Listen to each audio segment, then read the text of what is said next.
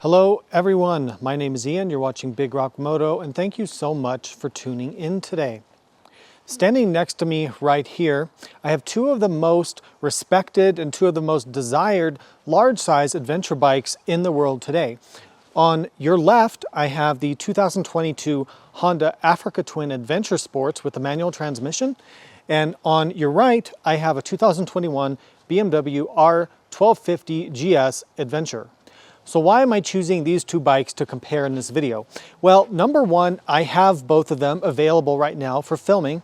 And number two, I've gotten a ton of questions over the past year or so about this very topic. And I've also seen a lot of chatter on social media where people are trying to decide, should they save the money and get the very reliable, very nice Honda Africa Twin for around $17,000 as it sits brand new?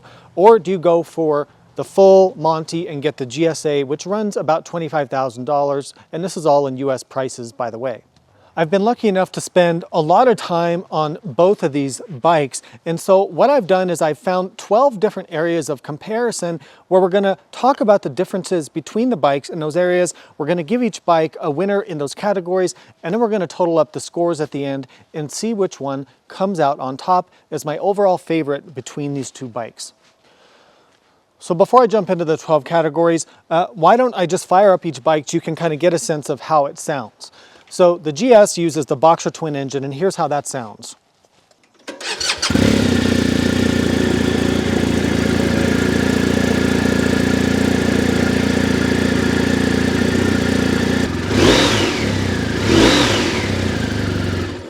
Now the Africa Twin uses a parallel twin engine. Let's fire this up and see how this sounds.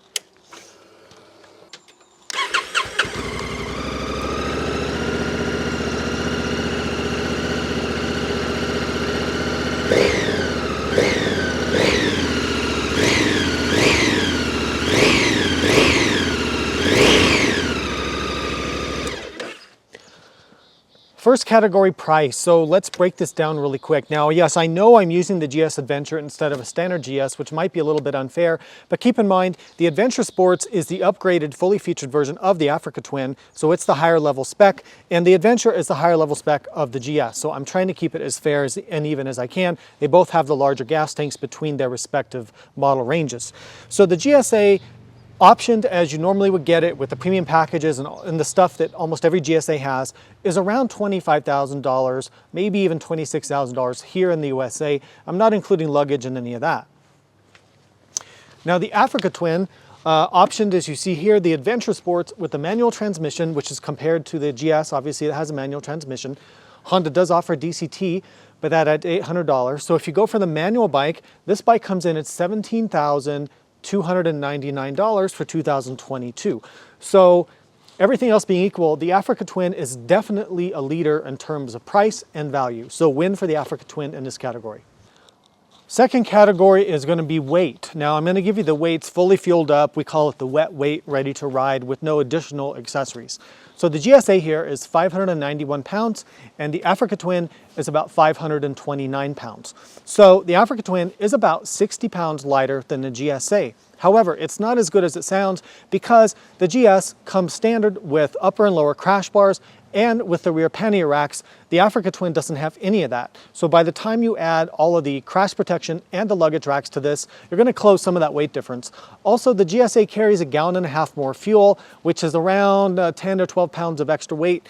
This bike has a 6.5 gallon tank, that bike has an 8 gallon tank, and I'll put the liters here below. But still, again, if you ride them both, push them both around the garage, even just doing what I'm doing right here to make this film, the Africa Twin feels a whole lot lighter than the GS. It also doesn't feel as top heavy. Now a lot of people argue with me on that because, oh, it's the Boxer motor, if the weight's down low. That's true, but when you get the GS Adventure, that huge fuel tank up high makes the bike feel top heavy. Let's talk about power. Power and speed and acceleration are very important to some people and not as important to other people. You're going to have to decide where you fall because the GS has 135 horsepower and around 106 foot-pounds of torque. The Africa Twin makes do with around 100 horsepower, maybe 105 depending on who you ask, because Honda doesn't really release very good horsepower figures for the bike, and it makes around 77 foot-pounds of torque. So the GS has a lot more power, it's a lot faster. Yes, it's heavier, but it has so much more power that it makes up, more than makes up for that. And the GS, whether you get the standard 1250 or even the GSA, you have much more rapid acceleration on the GS than the Africa Twin. Now I will say, don't base your judgments on the old Africa Twin 1000. Make sure you ride the new 1100 to make up your mind on this, because the 1100, speaking from myself, I've owned both, the 1100 has a lot more punch than the old 1000, way more than the spec sheet would suggest. So you're gonna have to decide how important that is to you. For me, on an adventure motorcycle, it's really not important. Honestly, 100 horsepower is plenty. Okay, so let's talk about electronics. So this is a big point of discussion because both these bikes are very tech laden with all the latest features. So they both have big TFT screens, they both have adjustable traction control, they both have 6-axis inertial measurement units to measure the pitch and roll of the bike, to allow it to control the traction and the ABS and throttle response better.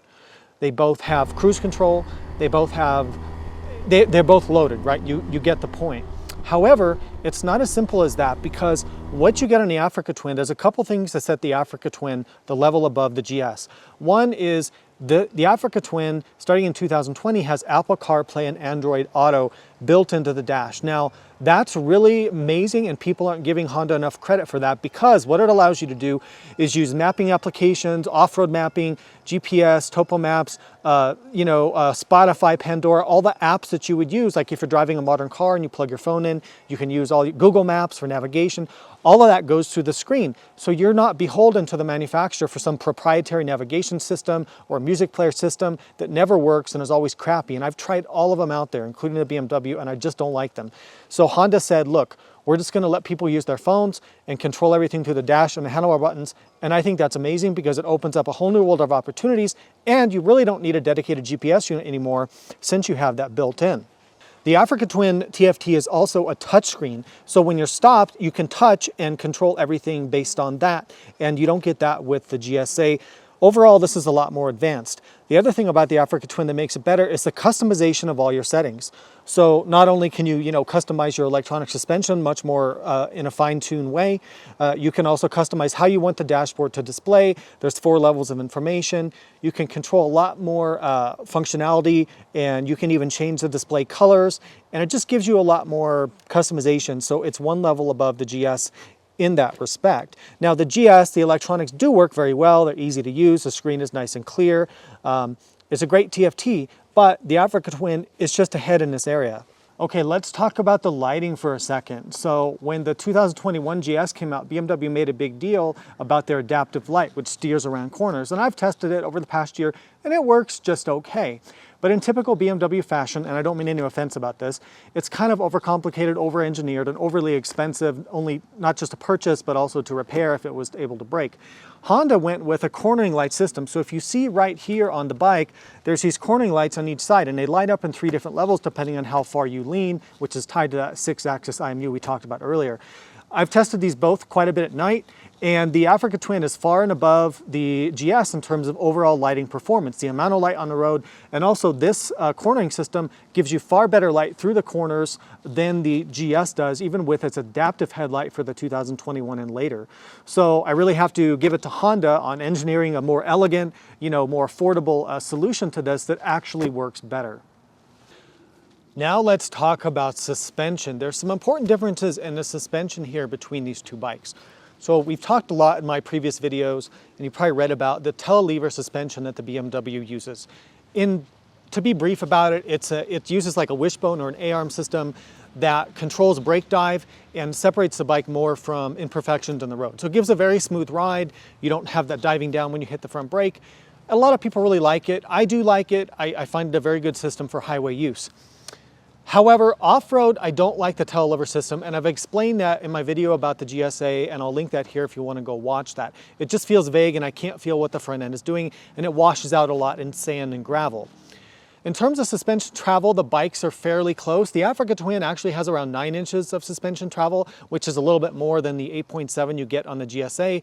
And if you were to compare it to a standard GS, which we're not, those only have 7.5. So the Africa Twin does really well there. The Africa Twin uses a standard front fork and of course a rear monoshock. It does use electronic control, and both of these bikes have dynamic electronic suspension. So as you ride, it detects what's happening with the road surface or the trail, and it adapts the damping to suit that. So if you're riding aggressively, it firms up the damping. If you're braking hard, it firms up the damping, so on and so forth.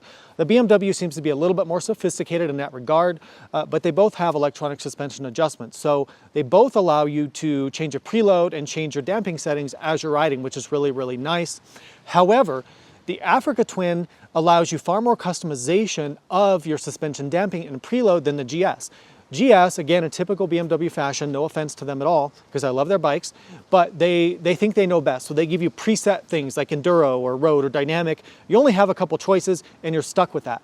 On the Africa Twin, you can customize it however you want. Damping, preload, it gives you far more customization, and it's something that I really appreciate about it.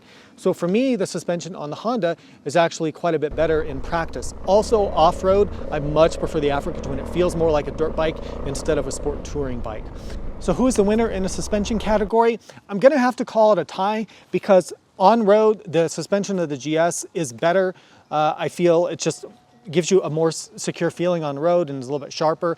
The Africa Twin is better off-road, and it has more customization. So you're just gonna have to pick which one suits you better, test ride them both. I'm gonna have to call this one a tie. All right, let's talk about the final drive system, or how the bike delivers power to the rear wheel. So one of the things the GS is kind of known for is having a shaft drive. The Africa Twin uses a chain drive. Now, people have their opinions and that's fine. Either way you want to go, but here's the ups and downs of each. The shaft drive is heavier than a chain drive, and it does not allow you to change your gearing depending on if you want to ride more off-road or more on the highway. However, the shaft drive is less maintenance. You only have to change the oil in the shaft drive every 12,000 miles, and despite a few problems here and there in BMW's history with shaft drives, they've been overall fairly reliable. A chain drive, the upsides is, I already mentioned, you can change the gearing and it's less weight. The downsides of a chain drive are that, you know, if you want to lubricate your chain, which I personally don't, although that's a subject for another video and I'm going to get a ton of hate mail about that. If you want to lubricate your chain and clean it, and you're always going to have to adjust the tension as the chain stretches over time. Sprockets, it's a wear item, it's going to wear out, you know, 15, 20, 30,000 miles somewhere in there, you're going to have to replace all that. So it's just up to you which you prefer. Overall, for touring, I do prefer shaft drive. So it just depends on what your priorities are. So in this area, I guess we're gonna have to call it a tie. Let's talk about riding comfort. So in comfort, there's a few things going on. You've got your seat, you've got your ergonomics, and you've got your wind protection, right? Overall, the GS, especially in this adventure form, which we're talking about, is more comfortable than an Africa Twin. The seat's a little bit more comfortable. You have quite a bit more wind coverage for your body. You have more wind coverage on your legs. You have a wider windshield here. You have less wind buffeting. They did the aerodynamics better. The ergonomics between the bikes, they're both very comfortable. They both have a lot of leg room. They both sit fairly upright. The GS has a little bit more forward lean than the Africa Twin, and I actually prefer the riding position of the GS. I find it takes just a little bit of pressure sort of off my butt and off my back, and just feels perfect to me. The Africa Twin, I might need to tweak it a tiny bit. They're both super, super comfortable, but I will have to say that I will give this category to the GSA. If you want an adventure bike for long haul highway touring, you can't beat the GSA. Next category is highway performance or pavement on-road performance. I will have to give the GS the win here. It's sportier, it's faster, it has better brakes. I feel it handles better on the highway. It's a bit more fun to ride. The Africa Twin is very good on the pavement, especially this new 1100. The old 1000cc version, I agreed with the other reviewers, the other journalists. It wasn't very good handling on the highway. It also didn't have a lot of power, it's kind of boring. The 1100 fixes that and is very, very good. It's not as good as the GS 1250, but it's very, very good. So overall, if your main priority is riding on the road, the GS, I feel, is a little bit better. The engine character, though, is very, very different between the two. So you really need to test ride them both. They have very different feel. The GS kind of has this very smooth engine sound and feel. The Africa Twin is a bit more lively. It has the parallel twin. It's very thumpy. It has more growl to it. I think the Africa Twin sounds better. So, you know, in some ways it's a trade-off, but really try to ride both if you can and decide.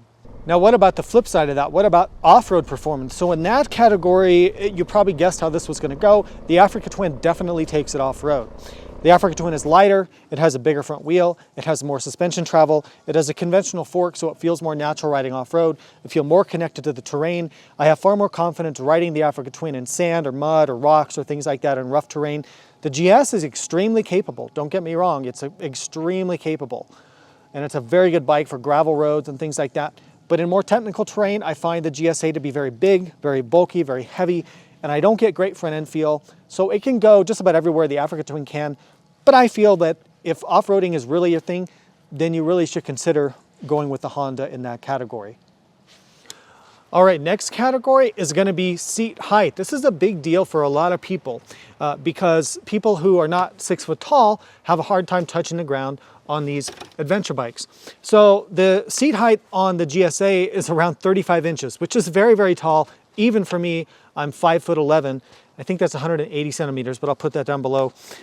So I have my GSA seat right now in the low position, and let me kind of show you. Put the bike in gear here so we don't roll backwards down the hill. I'm on my tiptoes on this bike, and I'm relatively tall compared to a lot of people. So if seat height is your thing, the GSA is very, very tall. Now you can get the suspension lowered and you can get a lower seat, but I'm just comparing the stock configuration and the stock seat. Now, if I jump over to the Africa Twin, so the seat on the Africa Twin is about an inch or so lower than the GS.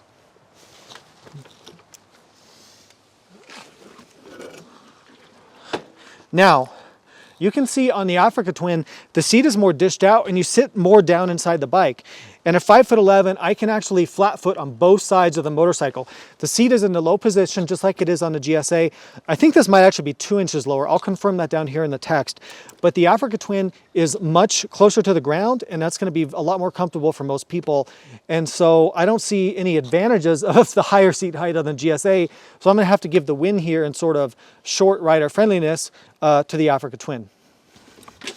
All right, so what about maintenance and sort of cost of ownership and servicing? People ask that a lot.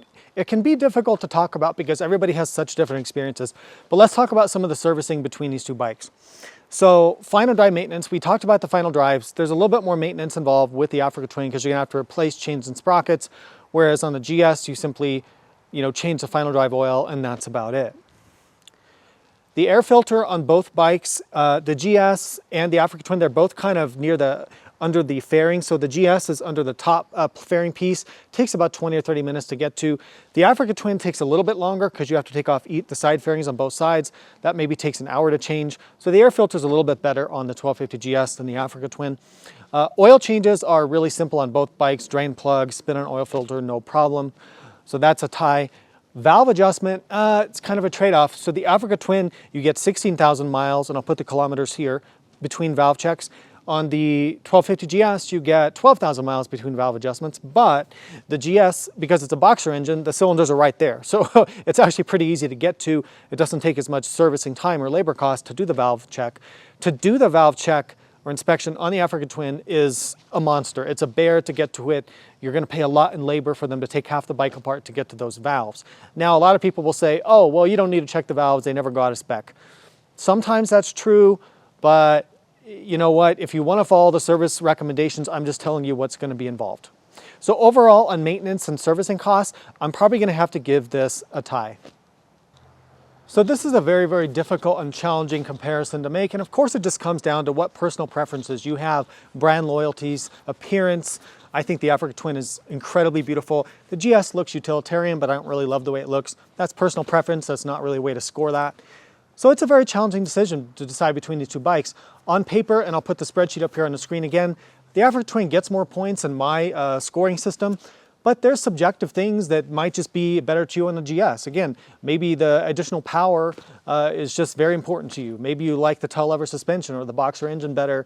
Maybe you just like the BMW and that's what you want. There's nothing wrong with that.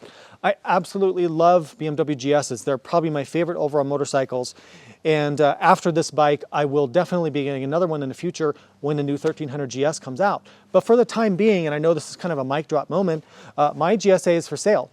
A couple reasons. One, I've had it for a year and I've made all the videos that I really can with it, so it's not useful to me as a YouTuber. Second, I really like this new Africa Twin very, very, very much. It does everything I want from an adventure bike all in one package. Love the way it looks, I love the technology, everything we talked about in this video. We don't need to rehash it. So I've bought this Africa Twin. This is not a press bike. This is my own personal bike. I'm getting it set up for my traveling this summer, and the GSA is going to be going on the chopping block soon. But don't worry, BMW fans, because it will not be my last GS. I will be buying the new 1300 GS or whatever it ends up being called as soon as possible when that comes out to be able to fully test that bike out. So don't worry, I'll be back. But for now, the Africa Twin has kind of stolen my heart and stolen my wallet, and that's what I'm going with for the next year or so as my main adventure bike. In terms of the Norden 901 that some of you know that I have, that's another story we're going to have to cover for another day. So thank you so much for watching. I hope this was valuable. Questions, comments, put them down below. I'll make sure to follow up. Otherwise, please support Big Rock Moto, and there's ways to do that in the description below. Besides that, please ride safe, and I'll see you out there.